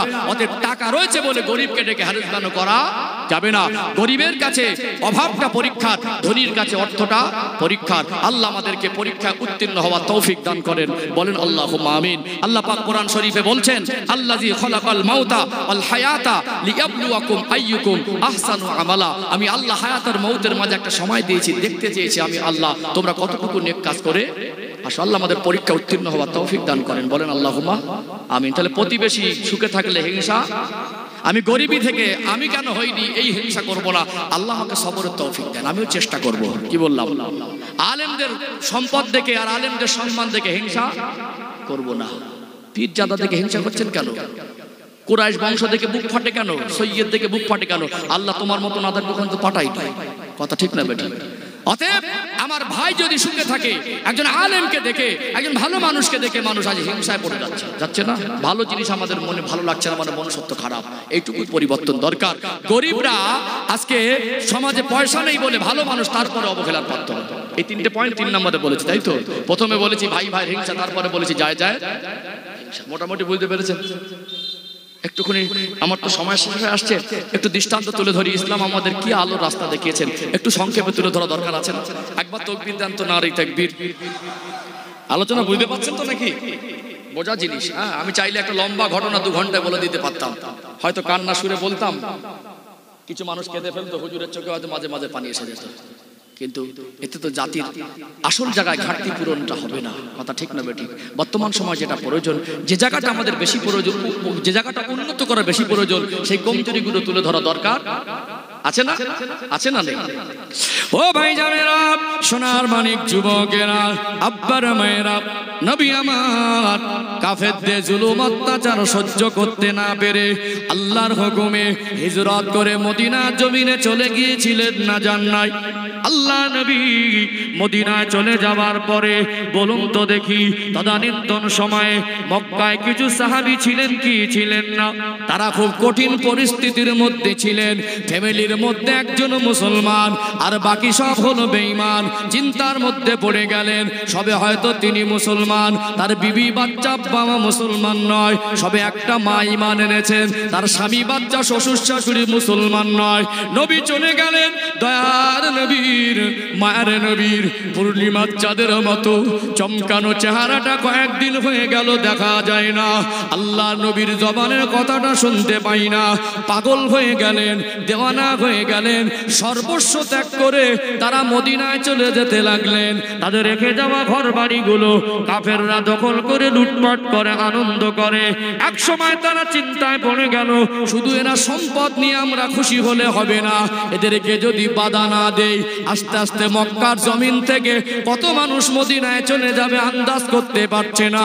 রাস্তার ধারে লোক দাঁড় করিয়ে দিল, মক্কা থেকে কেউ যেন মদিনায় যেতে না পারে। তখনও কিছু সাহাবী মক্কায় থেকে গেলেন। তারা চিন্তা করলেন, যদি ভালো জামা কাপড় পরে যায়, যদি কিছু খাদ্য সঙ্গে নেই, এক্সট্রা জামা কাপড় সঙ্গে নেই, রাস্তায় বাধা প্রাপ্ত হয়ে যাব, ওরা আমাদের যেতে দেবে না। সম্পদের অভাব নেই, মালের অভাব নেই, একটা পরনে সাদামাটা পুরনো জামা